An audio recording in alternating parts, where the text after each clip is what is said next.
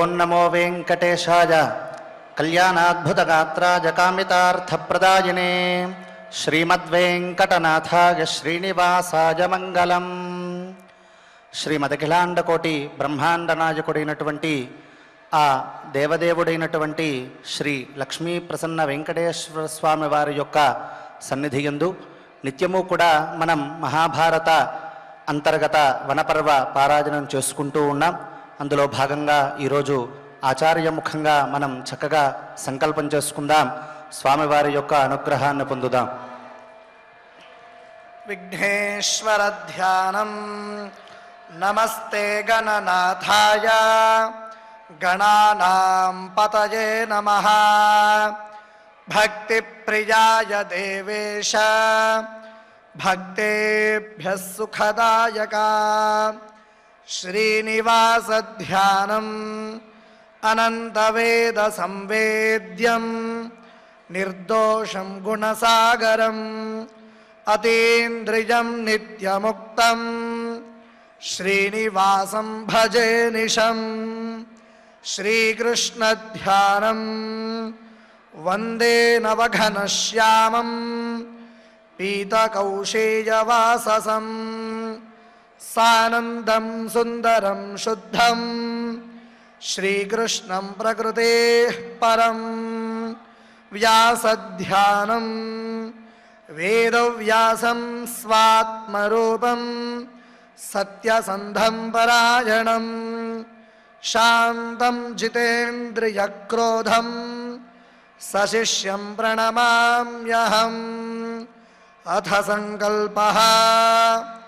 శ్రీమదాదివరాహ క్షేత్రే విరాజమానస్య జగద్రక్షణార్థమవతీర్ణస్య శ్రీమదఖిలాండకోటి బ్రహ్మాండ నాయకస్య శ్రీవేంకటేశ్వర స్వామినః పరిపూర్ణానుగ్రహేణ సర్వేషాం భక్తజనానాం ఆధివ్యాధినివృత్తిద్వారా ఆయురారోగ్యైశ్వర్యాభివృద్ధ్యర్థం సర్వారిష్టనివృత్తిద్వారా సకలశ్రేయోభివృద్ధ్యర్థం ధర్మార్థకామమోక్షాఖ్య చతుర్విధా పురుషార్థసిద్ధ్యర్థం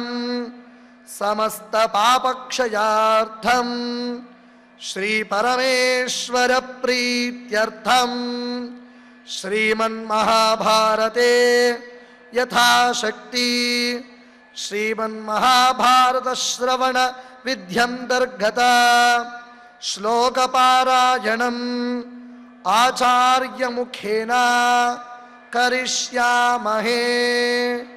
శ్రీకృష్ణ పరబ్రహ్మణే నమః.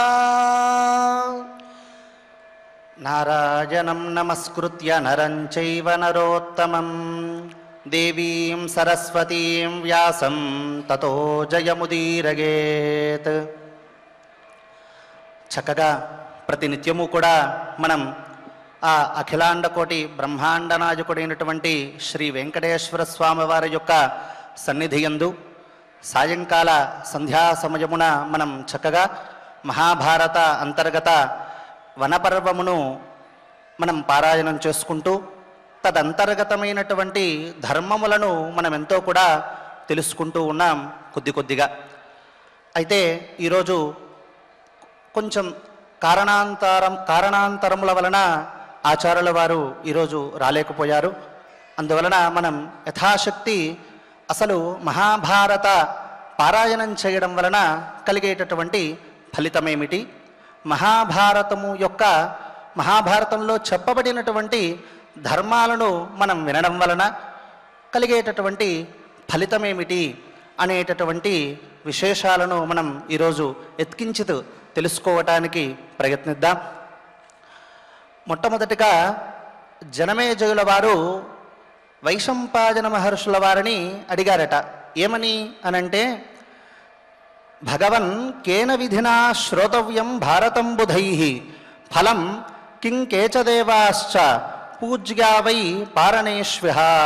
హే భగవన్, ఓ భగవంతుడా, నీవు కేన విధినా, ఏ ప్రకారముగా ఇమం భారతం, ఈ భారతం అనేటటువంటి గ్రంథాన్ని శ్రోతవ్యం, మనం ఏ విధంగా వినాలి, అలాగే ఫలం కిం, కిం ఫలం, ఈ భారతమును మనం శ్రవణం చేయడం వలన కలిగేటటువంటి ఫలమేమిటి, అదేవిధంగా ఇందులో కేచదేవాహ, ఇందులో దేవతలు ఎవరెవరు ఉంటారు, పూజ్యాశ్చ, ఎవరు పూజనీయ దగినటువంటి వారు, వీటినన్నిటినీ కూడా నాకు సవిస్తరముగా వివరింపుము అని చెబుతూ వస్తూ ఉన్నారు. అడిగారు, ఆ మాట అడిగారు.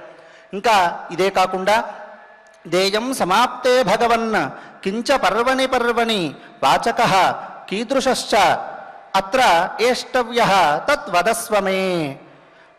పర్వణి పర్వణి, ప్రతి పర్వము కూడా మనం సమాప్తే కిం దేయం, ఓ భగవంతుడా, ఈ మనం ఇన్ని పర్వలన్నీ ఉన్నాయి, ఈ పర్వలను మనం అధ్యయనం చేస్తూ ఉన్నటువంటి సందర్భంలో, లేదు శ్రవణం చేస్తూ ఉన్నటువంటి సందర్భంలో మనం ఏమేమి సమర్పించాలి, ఏ విధమైనటువంటి వారిని వాచకుడిగా ఎంచుకోవాలి, అంటే మనం ఉపన్యాసం చేస్తున్నాము అని అంటే, మనం వింటున్నాము అని అంటే, ఉపన్యాసాన్ని మనం వింటున్నాము అని అంటే ఆ ఉపన్యాసకుడు ఏ విధంగా ఉండాలి, వారి యొక్క లక్షణములు ఏవి, ఇవన్నీ కూడా తద్వదస్వ మే, నేను తెలియకోరుచున్నాను, నాకు దయచేసి దాన్ని వివరింపము అని జనమేజయుల వారు వైశంపాయనులను గురించి అడిగారట. వెంటనే ఆ వైశంపాయనుల వారు ఈ విధంగా చెబుతూ ఉన్నారు. ఏమని అనంటే, వైశంపాయన ఉవాచ శృణురాజన్ విధిమిమం ఫలం యచ్ఛాపి భారతాత్ శ్రుతాత్ భవతి రాజేంద్ర యత్వం మామనుపృచ్ఛసి. సరే, ఆ వైశంపాయనుల వారు జనమేజయుల వారు అడిగినటువంటి ప్రశ్నలకు ఈ విధంగా చెబుతూ ఉన్నారు. ఏమని అనంటే, శృణురాజన్ విధిమిమం ఫలం యచ్ఛామి భారతాత్, ఈ భారతము ద్వారా, మహాభారతమును మనం వినటము ద్వారా కలిగేటటువంటి ఫలితాన్ని, అందులో చెప్పబడినటువంటి ధర్మములను మనం ఆచరించడం ద్వారా కలిగేటటువంటి ఫలాన్ని నేను నీకు చెబుతూ ఉన్నాను, దయచేసి మీరంతా కూడా శ్రద్ధగా వినండి అని చెప్పడానికి ఆరంభించారట వైశంపాయనుల వారు. ఏమని చెబుతున్నారు అనంటే, దివిదేవ మహీపాల క్రీడార్థం అవనింగతాః కృత్యా కార్యమిదం చైవ తతశ్చ దివమాగతాః. భో మహీపాల, ఆయన అడిగినటువంటి వారు ఎవరు అనంటే జనమేజయుల వారు. ఆయన కూడా ఒక భూమిని పరిపాలించేటటువంటి రాజు కావున ఆయనను సంబోధిస్తూ ఉన్నారు ఈ వైశంపాయనుల వారు. ఏమని అనంటే, భో మహీపాల, ఓ రాజా, దివి దేవాః క్రీడార్థం అవనిం ఆగతాః. స్వర్గలోకంలో ఉన్నటువంటి దేవతలు ఎవరెవరైతే ఉన్నారో, ద్యుహు అంటే స్వర్గం, ఆ స్వర్గలోకంలో ఉన్నటువంటి దేవతలు ఎవరైతే ఉన్నారో, దివిదేవాః క్రీడార్థం అవనిం ఆగతాః, ఆడుకోవటానికి ఈ భూమిని గూర్చి వచ్చారయ్యా. వారు అలా వచ్చినటువంటి వారు కృత్యా కార్యమిదం చైవా, వారంతా కూడా వారు వచ్చారు, ఆవిర్భవించారు. ఆవిర్భవించాక వారి కార్యం ఏది అనంటే రాక్షస సంహారం. ఆ రాక్షస సంహారం ఏదైతే ఉందో దానిని చేసుకున్నారు. అలాగే మనలాంటి ప్రజలందరికీ కూడా మంచి విషయాలను, ధర్మములను మనకు ఆ తత్వబోధనంతా కూడా బోధింపచేశారు. బోధింపచేసి తతశ్చ దివంగతాః, ఆ తదుపరి యథావిధిగా వారు స్వర్గమును గూర్చే బయలుదేరారు అని చెబుతూ ఉన్నారు. అంటే చూడండి, ఇక్కడ మహాభారతంలో వచ్చినటువంటి వారు దేవతలు. ఆ దేవతలంతా కూడా కేవలం ఆడుకోవడానికి వచ్చారు. వారు ఆడుకున్నాక, వారి పని పూర్తి అయిపోయాక వారు ఇక్కడి నుంచి వెళ్ళిపోయారు అని చెబుతూ ఉన్నారు. అంటే దీని అర్థం ఏమిటి అని అంటే, ఈ మహాభారతంలో ఉండేటటువంటి ప్రతి మానవుడు కూడా, ప్రతి పురుషుడు కూడా భీముడు కావచ్చు, కృష్ణుడు కావచ్చు, ధర్మరాజు కావచ్చు, అర్జునుడు కావచ్చు, వీరు ఎవరిని తీసుకున్నప్పటికీ కూడా వారంతా కూడా సాత్వికమైనటువంటి గుణములతో కూడినటువంటి వారంతా కూడా దేవతాతుల్యులే, వారంతా కూడా దేవాంశభూతులే. వారందరూ కూడా వచ్చారు. వచ్చి ఏం చేశారు? వారు ఏదో ఆడుకోవడానికి వచ్చారు అని అన్నారు. వారి ఆట ఏమిటి అని అంటే రాక్షస సంహారం. అంటే తామసమైనటువంటి గుణములతో కూడినటువంటి ఈ దుర్యోధనాదులను ఎవరెవరైతే ఉన్నారో వారందరినీ కూడా కేవలము సంహరించడానికి మాత్రమే వచ్చారు. వారి యొక్క పనిని పూర్తి చేసుకున్నారు. యథావిధిగా మళ్ళీ స్వర్గలోకమును గురించి వారు యథావిధిగా బయలుదేరారు అని చక్కగా చెబుతూ ఉన్నారు. తతశ్చ దివంగతాః. ఆ తదుపరి హంతయత్తే ప్రవక్ష్యామి తచ్ఛృణుష్వ సమాహితః ఋషీణాం దేవతానాంచ సంభవం వసుధాతలే. యత్ ప్రవక్ష్యామి, నేను నీకు యత్ ప్రవక్ష్యామి, నేను ఏదైతే చెబుతూ ఉన్నానో, ఇప్పుడు మీరు అడిగారు, మీరు అడిగినటువంటి దానిని నేను చెబుతూ ఉన్నాను. ఆ చెప్పేటటువంటి ప్రతి విషయాన్ని కూడా మీరు సమాహితః తచ్ఛృణుష్వ, సమాహితుడై ఒళ్ళు దగ్గర పెట్టుకొని ఏకాగ్ర చిత్తంతో నీవు శృణుష్వ, వినవలసినది. ఇంకా ఏం చెబుతున్నారు అనంటే ఋషీణాం దేవతానాంచ సంభవం వసుధాతలే. ఈ భూమి యందు ఈ ఋషుల యొక్క ఆవిర్భావం ఏ విధంగా జరిగింది, దేవతల యొక్క ఆవిర్భావం అంటే దేవతలు అనేటటువంటి వారు ఏ విధంగా ఇక్కడ భూమి యందు ఉద్భవించారు, వారు ఏ విధంగా నడియాడారు అనేటటువంటి విషయాలన్నింటినీ కూడా నేను చెప్పడానికి ప్రయత్నిస్తూ ఉన్నాను. మీరు దయచేసి శ్రద్ధగా వినండి అని చెబుతూ ఉన్నారు వైశంపాయనుల వారు. మరి ఆ దేవతలు ఎవరయ్యా అనంటే చెబుతున్నారు, అత్ర రుద్రాస్తథా సాధ్యాః విశ్వే దేవాశ్చ శాశ్వతాః ఆదిత్యాశ్చాశ్వినౌ దేవౌ లోకపాలా మహర్షయః. అత్ర రుద్రాః, రుద్రులు అంటే ఏకాదశ రుద్రులు, తథా సాధ్యాః సాధ్యులు, విశ్వే దేవాశ్చ శాశ్వతాః త్రయోదశ అంటే 13 మందితో కూడినటువంటి విశ్వే దేవతలు, ఆదిత్యాః అంటే ద్వాదశాదిత్యులు 12 మంది ఆదిత్యులు, అశ్వినౌ అశ్వినీ దేవతలు అంటే వైద్యానికి సంబంధించినటువంటి దేవతలు అశ్వినీ దేవతలు, లోకపాలా మహర్షయః లోకపాలాః ఇంద్రాది అష్టదిక్పాలకులు, ఇంద్ర అగ్ని యమ నిరరుతి వరుణ వాయు కుబేర ఈశాన అనేటటువంటి ఇంద్రాది అష్టదిక్పాలకులు, మహర్షయః గౌతమాది 7 మహర్షులు, గుహ్యకాః గుహ్యకులు, సగంధర్వాః గంధర్వులు, నాగాః నాగులు, విద్యాధరాః విద్యాధరులు, సిద్ధాః సిద్ధులు, ధర్మః ధర్మం అని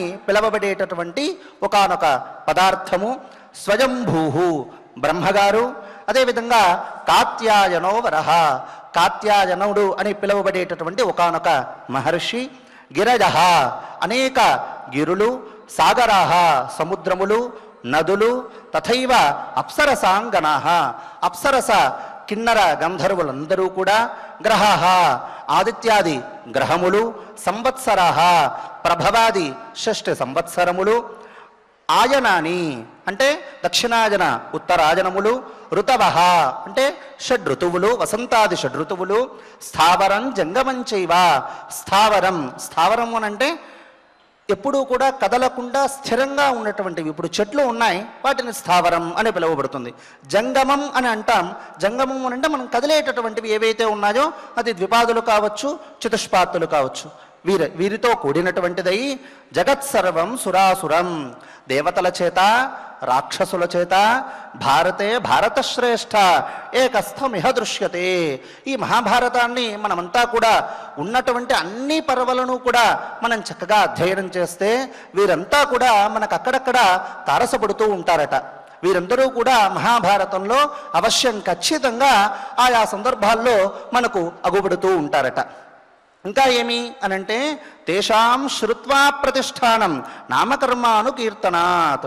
సరే అంతా బాగానే ఉంది, వారి గురించి మాకెందుకయ్యా అనంటే ఇక్కడ ఆయన ఇంకొక వాక్యం చెబుతున్నారు, తేషాం ప్రతిష్టానం శ్రుత్వా, వారి వారి యొక్క కీర్తి ప్రతిష్టలు ఏవైతే ఉన్నాయో వాటిని మనం వినటము ద్వారా, అదేవిధంగా కర్మ అనుకీర్తనాత్, వారి యొక్క కేవల వారి యొక్క నామ స్మరణ మాత్రము చేతనే, ఇంకా కర్మ అనుకీర్తనాత్, వారు చేసినటువంటి గొప్ప గొప్ప పనులు ఏవేవైతే ఉన్నాయో, బృహత్ కార్యములు ఏవైతే ఉన్నాయో, ఆ కర్మల యొక్క చర్చ ఒకసారి మనం చేసుకుంటేనే, నామకర్మ అనుకీర్తనాత్ కృత్వాపి పాతకం ఘోరం, మనం అనేకమైనటువంటి ఘోరమైనటువంటి పాపమును చేసినప్పటికీ కూడా సద్యో ముచ్యేత పాండవ, కేవలం ఇక్కడ చెప్పబడినటువంటి రుద్రాది దేవతలు ఎవరెవరైతే ఉన్నారో వారి యొక్క నామ సంకీర్తన చేత, లేదు వారు చేసినటువంటి కర్మ సంకీర్తన చేత మాత్రమే మనం ఎంతో పాపం చేసుకున్నప్పటికీ కూడా ఆ పాపము నుండి ఎవరైతే శ్రవణం చేస్తాడో, ఎవరైతే కీర్తనం చేస్తారో వారు అన్ని పాపము నుండి వాడు విడవబడతాడు అని దాని యొక్క తాత్పర్యం. కృత్వాపి పాతకం ఘోరం సద్యో ముచ్యేత పాండవ. ఇతిహాసమిమం శ్రుత్వా యథావత్ అనుపూర్వశః సంయతాత్మ శుచిర్భూత్వా పారం గత్వా చ భారతే. చూడండి ఇంకా ఏం చెబుతున్నారు అనంటే, ఇతిహాసమిమం శ్రుత్వా యథావత్ అనుపూర్వశః, దీనిని ఈ మహాభారతం అనేటటువంటి గ్రంథాన్ని ఎవరైతే యథావత్ ఉన్నది ఉన్నట్లుగా, అనుపూర్వశః ఒక వరుసగా, మనం ఏ విధంగా అయితే ఇక్కడ పర్వలు, మొదటి పర్వ, రెండవ పర్వ, మూడవ పర్వ ఇలా ఏదైతే ఉందో ఆ ప్రకారంగా మనం దీనిని శ్రవణం కానీ లేదు అధ్యయనం కానీ మనం చెయ్యాలి. అది కూడా ఎలా చెయ్యాలి అనంటే, సంయతాత్మ శుచిర్భూత్వా, ఏకాగ్ర చిత్తముతో వాడు నిత్యము కూడా శుచిర్భూతుడై దీని యొక్క గ్రంథస్థ శ్లోకములను కావచ్చు, ఈ గ్రంథంలో చెప్పబడినటువంటి ధర్మములను ఆచరించడంలో కావచ్చు, మనం ఈ విధంగానే కర్మను ఆచరించాలి అని చెబుతూ ఉన్నారు. ఎందుకు ఈ విధంగా చెబుతూ ఉన్నారు అనంటే, సహజంగా మనం ఒక బ్రహ్మయజ్ఞం అనేటటువంటిది ఒకానొక నిత్య కర్మ. ప్రతి బ్రాహ్మణుడు కూడా బ్రహ్మయజ్ఞం అనేటటువంటిది చేయాలి అని ఒక విహితమైనటువంటి కర్మ. ఈ పంచమహాయజ్ఞములలో బ్రహ్మయజ్ఞం కూడా ఒకటి. దేవయజ్ఞం, భూతయజ్ఞం, పితృయజ్ఞం, బ్రహ్మయజ్ఞం, మనుష్యయజ్ఞం అని 5. ఈ దేవయజ్ఞము అనంటే దేవతలను ఉద్దేశించి చేసేటటువంటి హోమ కార్యక్రమాలు, యాగ కార్యక్రమాలు, యజ్ఞ కార్యక్రమాలు ఏవైతే ఉన్నాయో వాటిని దేవయజ్ఞం అనుకుందాం.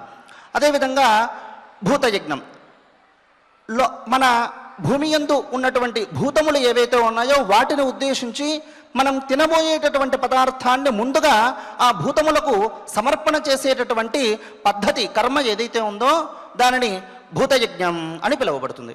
మరి పితృయజ్ఞం 3వది.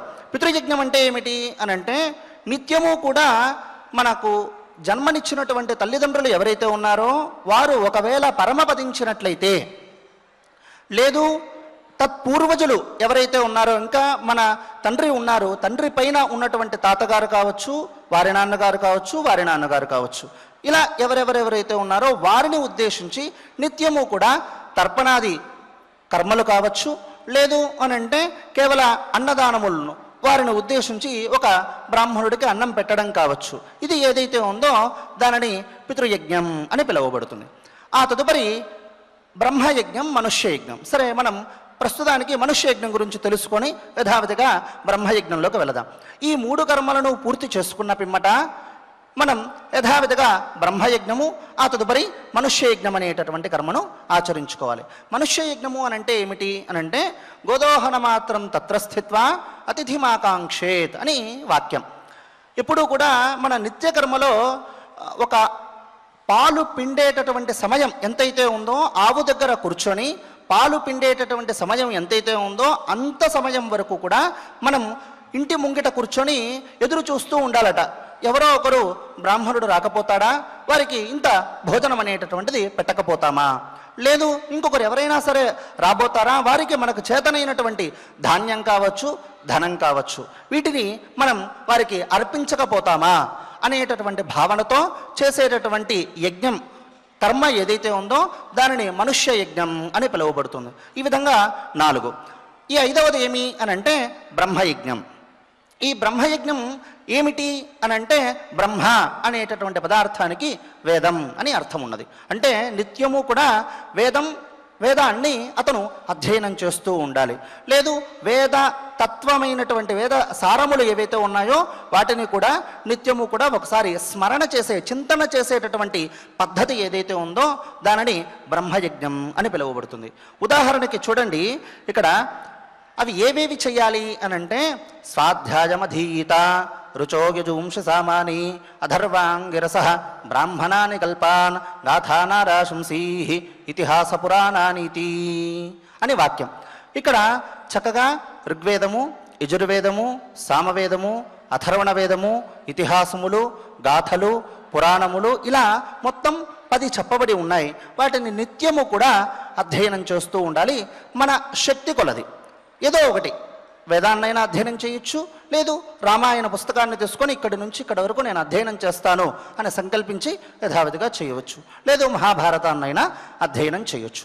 ఇలా చెబుతూ ఉన్నటువంటి క్రమంలో ఎందుకు కూడా ఇప్పుడు చూడండి, ఈ విధంగా ఎందుకు అధ్యయనం చేయాలి, ఈ విధంగా మనం ఎందుకు చేయాలి అనేటటువంటి ప్రశ్న ఎవరికైనానూ కూడా రావచ్చు. అదే చెబుతూ ఉంటారు, అక్కడ అవసరం లేనటువంటి పక్షమున మందోపి న ప్రవర్తతే అని అంటారు. అంటే బుద్ధి లేనటువంటి వాడు కూడా అటువైపు వెళ్ళడట. వాడికి ఏదైనా సరే అటువైపు అవసరం ఉంటేనే ఆ పని కావచ్చు, అటువైపు వెళ్ళడం కానీ జరుగుతుంది.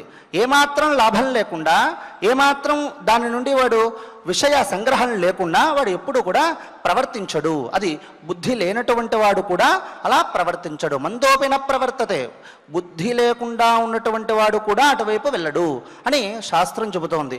మరి ఇక్కడ ఋగ్వేదాదులను అధ్యయనం చేయండి అని అంటే తద్వారా వచ్చేటటువంటి ఫలం అనేటటువంటిది ఏదో ఉంటుంది.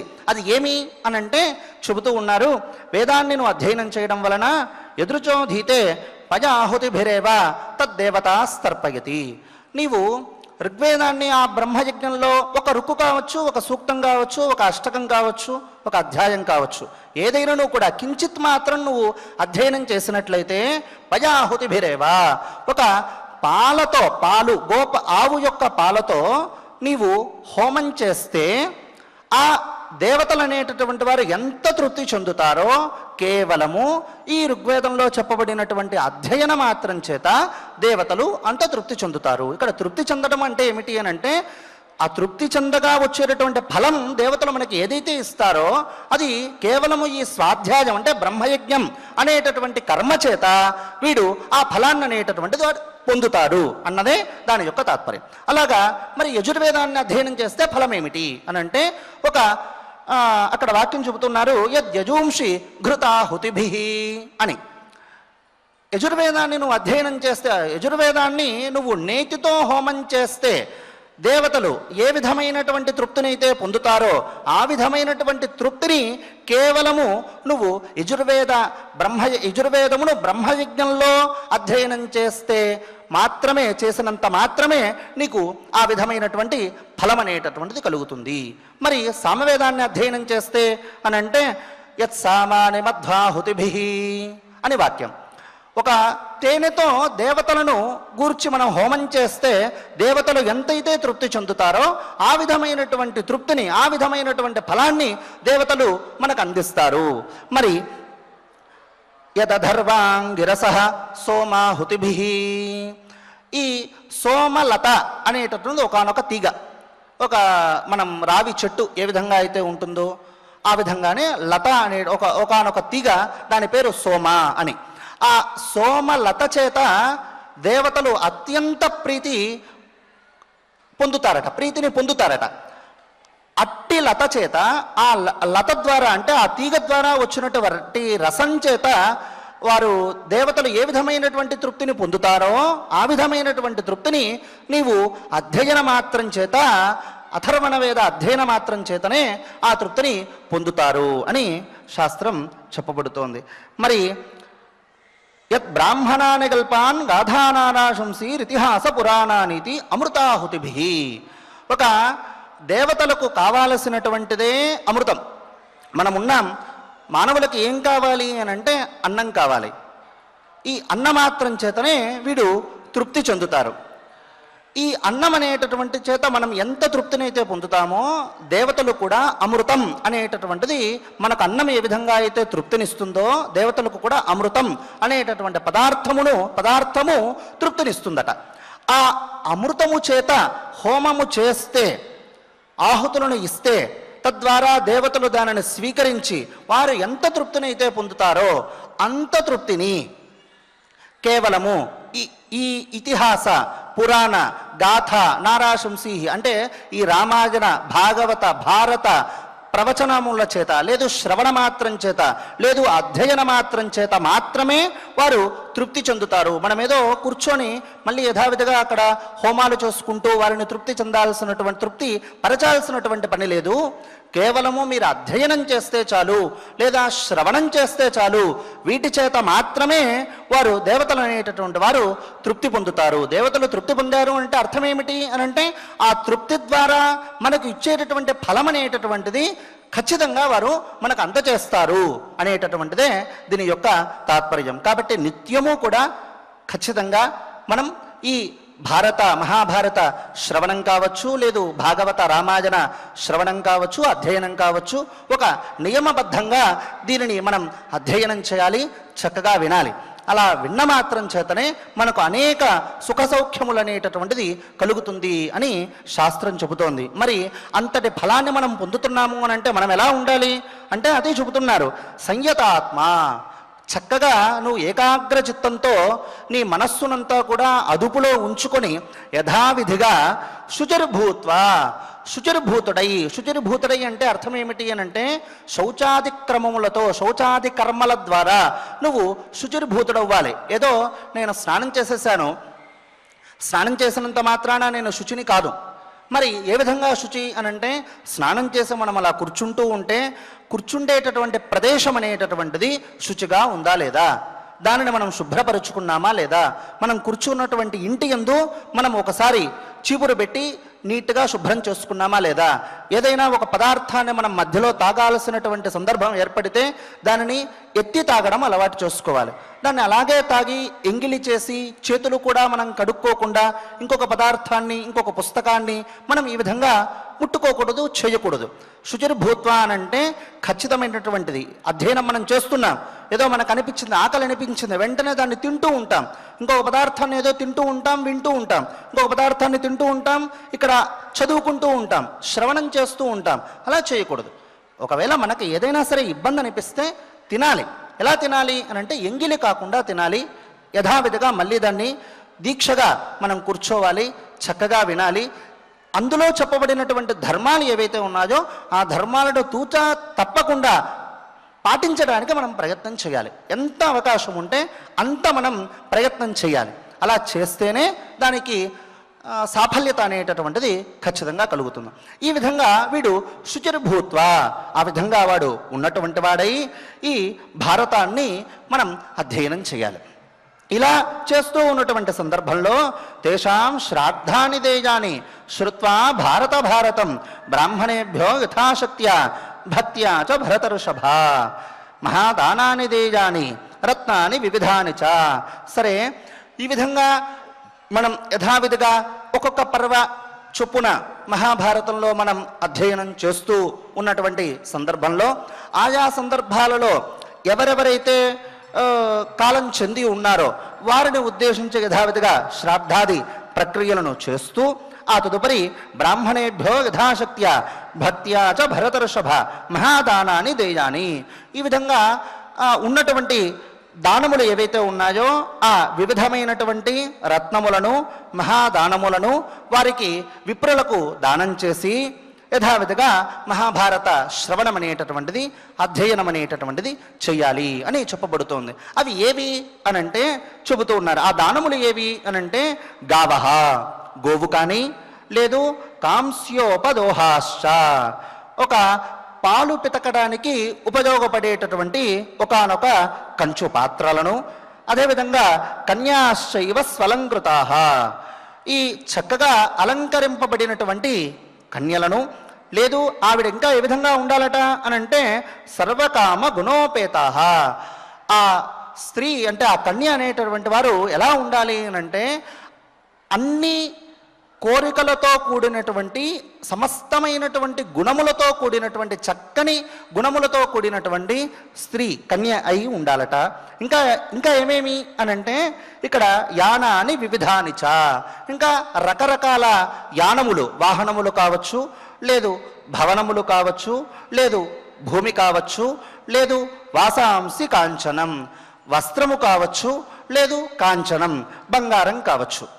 ఈ విధంగా ఏదైనాను కూడా మనం అక్కడ దానముగా ఇవ్వటానికి అవకాశం ఉన్నది అని చెబుతూ ఉన్నారు. ఇక్కడ చూడండి, సహజంగా కన్యాశైవ స్వలంకృతాః అని చక్కగా ఒక పదాన్ని వినియోగించారు. మనం సహజంగా చూస్తూ ఉంటే మన సనాతన సాంప్రదాయంలో వివాహంలో కూడా కన్యాం సాలంకృతాం సాధ్వీం సుశీలాగ సుధీమతే ప్రగతోహం ప్రగచ్ఛామి ధర్మకామార్థ సిద్ధగే అని మనం చక్కగా చెప్పుకుంటూ ఉంటాం. అలా చెప్పి యథావిధిగా అక్కడ కన్యాదానం చేస్తూ ఉంటాం. అక్కడ కన్యా పరిగ్రహణం కూడా జరుగుతూ ఉంటుంది. అయితే ఇక్కడ ఏం చెబుతున్నారు అనంటే కన్యాశైవ స్వలంకృతాః, చక్కగా అలంకరింపబడినటువంటి కన్యను మనం దానం చేయాలి అని అంటున్నారు. అందులో ఆ దానము అనంటే ఇక్కడ కన్యాదానం అనే అర్థము. ఈ వివాహ ఘట్టంలో ఉన్నటువంటి కన్యాదాన ఘట్టంలో కొన్ని భేదాలు మనం తెలుసుకుందాం. అంటే వివాహంలో ఉన్నటువంటి భేదాలను కొద్దిగా మనం తెలుసుకోవడానికి ప్రయత్నిద్దాం. వివాహం అనేటటువంటిది సహజంగా 8 రకములుగా చెప్పబడి ఉంది మన శాస్త్ర రీత్యా. అది ఏమి అనంటే మొట్టమొదటిది బ్రాహ్మ వివాహం అని పిలువబడుతుంది. బ్రాహ్మ వివాహము అనంటే ఏమిటి అనంటే శాస్త్రం చెబుతోంది, అలంకృత్య కన్యాం ఉదకపూర్వాన్ దద్యాత్ యశ బ్రాహ్మ వివాహ. చక్కగా ఇక్కడ చెప్పుకున్నాం కదా, సర్వకామ గుణోపేత, చక్కని గుణములతో కూడినటువంటి కన్యను చక్కగా అలంకరింపబడినటువంటి అనేక కాంచన అంటే బంగారు ఆభరణములతో కూడినటువంటి ఈ కన్యను అలంకృత్య కన్యాం అలా చక్కగా అలంకరించి ఉదకపూర్వాన్ దద్యాత్, ఉదకాన్ని అంటే నీటి ద్వారా ఒకరికి అక్కడ ఉన్నటువంటి వరుడికి దానం చేసేటటువంటి పద్ధతి ఏదైతే ఉందో దానిని బ్రాహ్మ వివాహం అని పిలువబడుతుంది. ఇది మొట్టమొదటి వివాహం. అలా వివాహం జరిగితే తస్యాం జాతః, ఆ వివాహం జరిగిన పిమ్మట వారి ఇరువురికి కూడా అంటే వధూవరులు ఇరువురికి భార్యాభర్తలు ఇరువురికి కూడా ఉద్భవించినటువంటి వాడు పుట్టినటువంటి వాడు పుత్రుడు ఎవరైతే ఉన్నారో వారు ద్వాదశపరాన్ పునాత్యుభయతః. ఎలాగూ అనంటే వీరి ఈ భార్యాభర్తలకు పుట్టినటువంటి పుత్రుడు ఎవరైతే ఉన్నారో ఈ పుత్రుడు ఇటు తండ్రి నుండి వెనకటి 12 తరములను ముందు రాబోయేటటువంటి 12 తరములను అంటే 12 12 24 తరములను వీడు అంత గొప్పవాడైతేనే ఈ రాబోయేటటువంటి 12 తరములు కావచ్చు, లేదు ముందు ఉన్నటువంటి 12 తరములను కావచ్చు, మొత్తం ఈ 25 మందిని కూడా వీడు తరింపచేసేటటువంటి శక్తి వాడిలో ఉంటుందట. ఖచ్చితంగా తరిస్తాడట కేవల బ్రాహ్మ వివాహం చేత. అంత గొప్పగా చెప్పబడుతోంది మన వివాహ సాంప్రదాయం. కానీ ఇప్పుడు ఏమవుతోంది, అంతా కూడా వివాహం చేసుకునే సమయానికి ముహూర్తం చేసుకునే సమయానికి మనం ఎంతసేపు కర్మ మీద పెట్టాల్సినటువంటి శ్రద్ధ ఏదైతే ఉందో అది ఇతర లౌకికమైనటువంటి వ్యాపారముల మీద మనం కర్మను ఎప్పుడు కూడా మనస్సుని అక్కడ కేంద్రీకృతం చేస్తున్నాం. దానివలన కలిగేటటువంటి ఫలం ఏమిటి?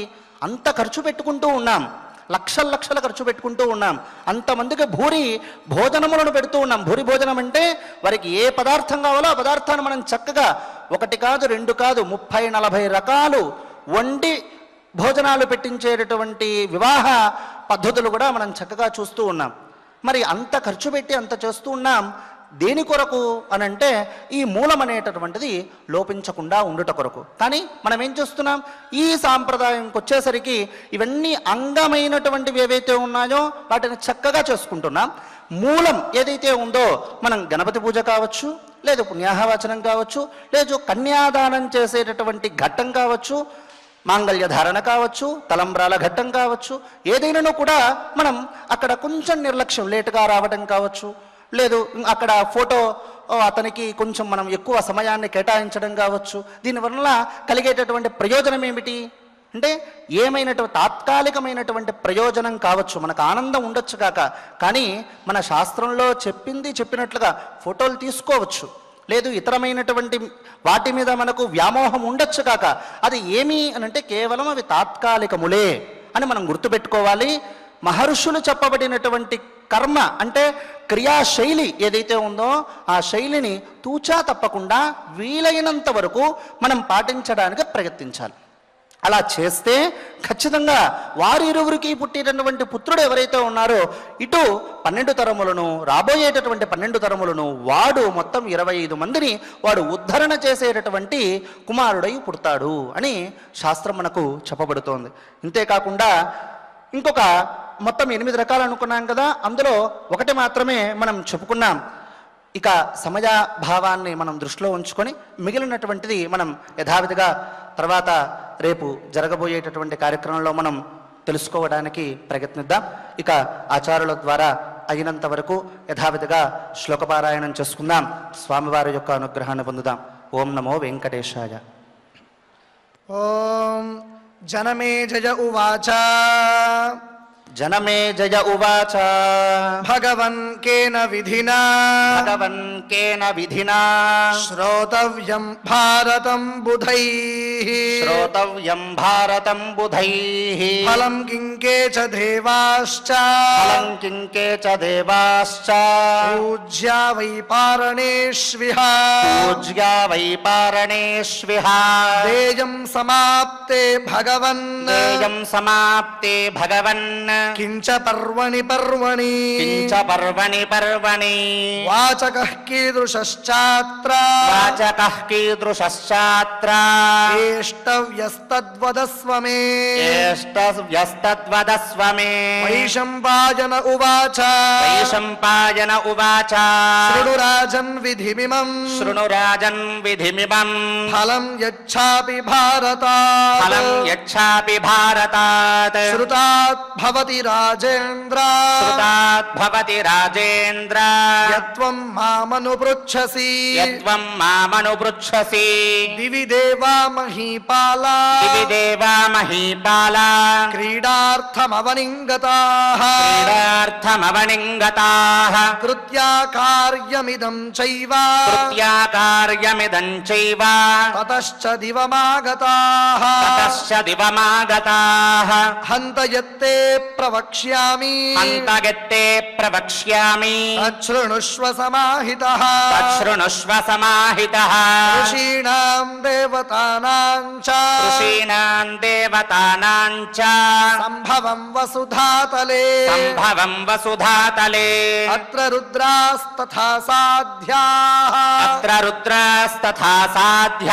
విశ్వే దేవాశ్చ శాశ్వతాః ఆదిత్యాశ్చాశ్వినౌ దేవౌ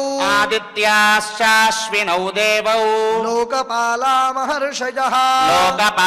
మహర్షయః గుహ్యకాశ్చ సగంధర్వాః నాగా విద్యాధరాస్తథా సిద్ధాధర్మస్వయంభూశ్చ మునిః కాత్యాయనో వరః గిరయః సాగరానద్యః తథైవాప్సరసాంగణాః సంవత్సరాశ్చైవ ఆయనాన్వృతవస్తథా స్థావరం జంగమం చైవ జగత్సర్వం సురాసురం భారతే భారతశ్రేష్ఠ ఏకస్థమిహ దృశ్యతే తేషాం శ్రుత్వా ప్రతిష్ఠానం నామకర్మానుకీర్తనాత్ క్షణాత్ కృత్వాపి పాతకం ఘోరం కృత్వాపి పాతకం ఘోరం సద్యో ముచ్యేత పాండవః సద్యో ముచ్యేత పాండవః ఇతిహాసమిమం శ్రుత్వా ఇతిహాసమిమం శ్రుత్వా యథా వదను పూర్వశః యథా వదను పూర్వశః సంయతాత్మా శుచిర్భూత్వా సంయతాత్మా శుచిర్భూత్వా పారం గత్వా చ భారతే పారం గత్వా చ భారతే తేషాం శ్రాద్ధాని దేయాని తేషాం శ్రాద్ధాని దేయాని శ్రుత్వా భారత భారతం శ్రుత్వా భారత భారతం బ్రాహ్మణేభ్యో యథాశక్త్యా బ్రాహ్మణేభ్యో యథాశక్త్యా భక్త్యా చ భరతర్షభా భక్త్యా చ భరతర్షభా మహాదానాని దేయాని మహాదానాని దేయాని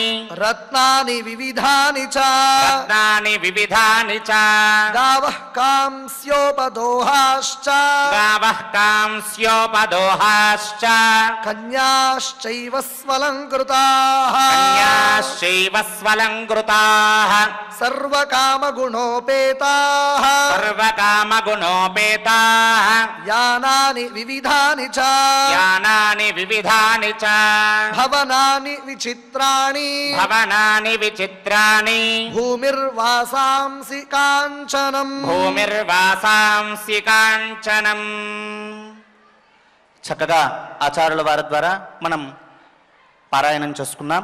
ఇక స్వామివారి యొక్క సంకీర్తన చెగటానికి అన్నమాచార్య ప్రాజెక్టు కళాకారులు రాజేష్ గారు వారి బృందమంతా కూడా సిద్ధంగా ఉన్నది.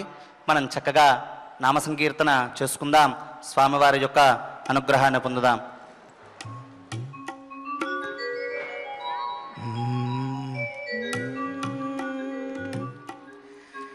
శ్రీ శ్రీనివాస గోవింద శ్రీ వెంకటేశ గోవింద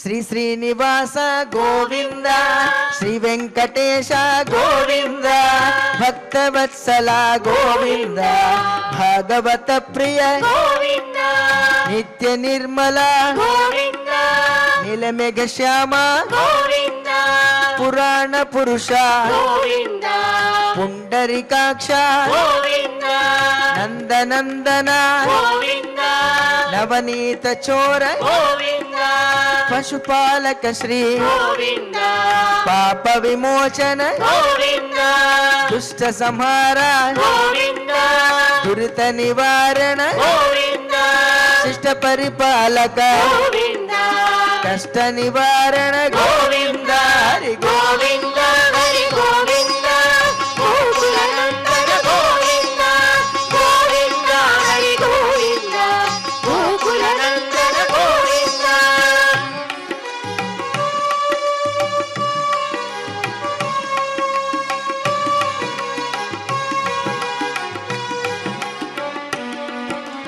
వజ్రమకుటధర గోవింద వరాహమూర్తి గోవింద గోపీ జనలోల గోవింద గోవర్ధనోధర గోవింద దశరథనందన గోవింద దశముఖమర్దన గోవింద పక్షివాహన గోవింద పాండవ ప్రియ గోవింద మత్స్యకూర్మ గోవింద మధుసూదన హరి గోవింద వరాహ నరసింహ గోవింద వామన భృగురామ గోవింద బలరామానుజ గోవింద బౌద్ధ కల్కిధర గోవింద వేణుగాన ప్రియ గోవింద వెంకటరమణ గోవింద హరి గోవింద హరి గోవింద గోకులనందన గోవింద గోవింద హరి గోవింద గోకులనందన గోవింద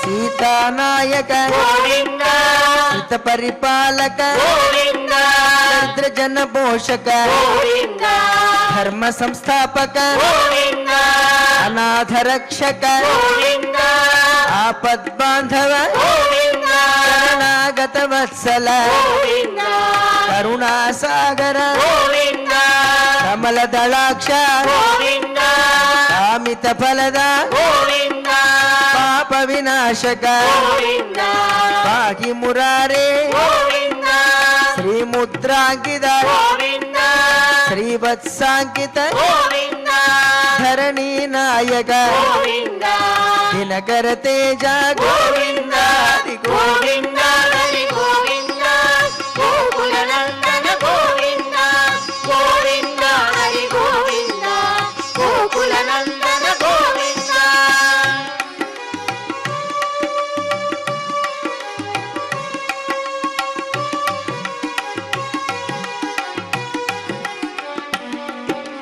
పద్మావతి ప్రియ గోవింద ప్రసన్న మూర్తి గోవింద అభయహస్త గోవింద అక్షయ వరద గోవింద శంఖ చక్రధర గోవింద జగదాధర గోవింద గిరిజా తీరస్థ గోవింద విరోధి మర్దన గోవింద సాలగ్రామధర గోవింద సహస్రనామ గోవింద లక్ష్మీ వల్లభ గోవింద లక్ష్మణాగ్రజ గోవింద కస్తూరి తిలక గోవింద కాంచనాంబధర గోవింద గరుడ వాహన గోవింద గజరాజ రక్షక గోవింద హరి గోవింద హరి గోవింద గోకుల నందన గోవింద గోవింద హరి గోవింద గోకుల నందన గోవింద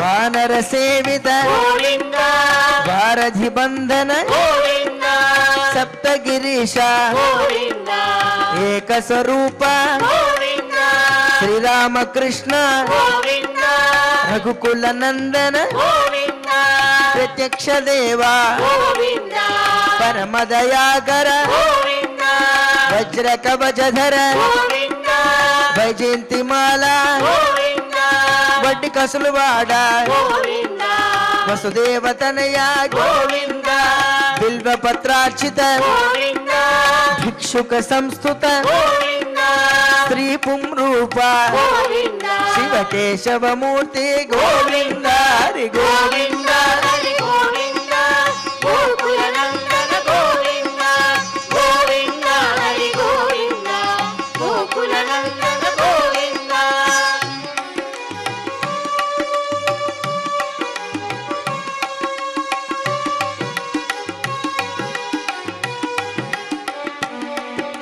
బ్రహ్మాండ రూప గోవింద భక్త రక్షక గోవింద నిత్య కళ్యాణ గోవింద నీరజనాభ గోవింద ఆది రామ ప్రియ గోవింద హరి సర్వోత్తమ గోవింద జనార్దన మూర్తి గోవింద జగత్ సాక్షి రూప గోవింద అభిషేక ప్రియ గోవింద ఆపన్నివారణ గోవింద రత్న కిరీట గోవింద రామానుజునుత గోవింద స్వయం ప్రకాశ గోవింద ఆశ్రిత పక్ష గోవింద నిత్య శుభప్రద గోవింద నిఖిల లోకేశ గోవింద హరి గోవింద హరి గోవింద గోకుల నందన గోవింద గోవింద హరి గోవింద గోకుల నందన గోవింద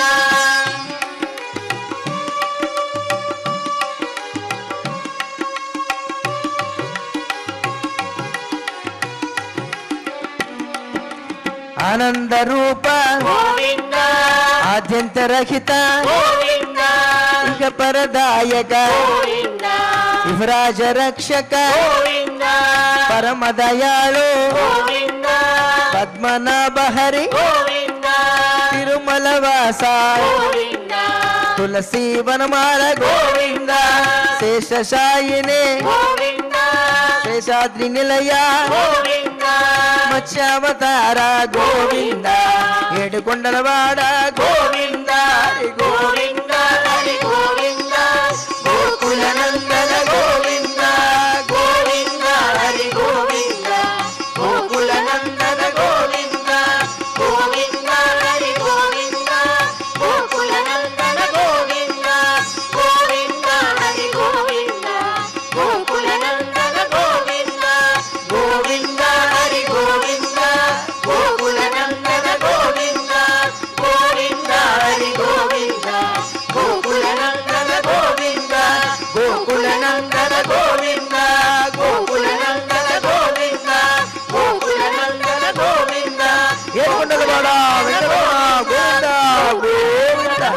దశలవాడ వనజనాభ గోవింద గోవింద అడుగడుగు దండాలవాడ అనాథరక్షక గోవింద గోవింద గోవింద గోవింద. చక్కగా గోవిందనామ సంకీర్తన మనం చక్కగా చేసుకున్నాం. ఇక క్షమాప్రార్థనాది మంగళాంతంగా ఈ రోజుటిని చక్కగా మనం పూర్తి చేసుకుందాం. స్వామివారి యొక్క అనుగ్రహాన్ని పొందుదాం. అథ క్షమా ప్రార్థనా యదక్షరపదభ్రష్టం మాత్రాహీనం జగద్భవేత్ తత్సర్వం క్షమ్యతాం దేవా నారాయణ నమోస్తుతే. అథ లోకక్షేమ ప్రార్థనా స్వస్తి ప్రజాభ్యః పరిపాలయంతాం న్యాయేన మార్గేణ మహీం మహిషాః. గోబ్రాహ్మణేభ్యః శుభమస్తు నిత్యం. లోకాః సమస్తాః సుఖినో భవంతు. అథ భగవత్సమర్పణం కాయేన వాచా మనసేంద్రియైర్వా బుద్ధ్యాత్మనా వా ప్రకృతే స్వభావాత్ కరోమి యద్యత్ సకలం పరస్మై నారాయణాయేతి సమర్పయామి. అథ మంగళం శ్రియః కాంతాయ కళ్యాణ నిధగే నిధగేర్థినాం శ్రీవేంకట నివాసాయ శ్రీనివాసాయ మంగళం.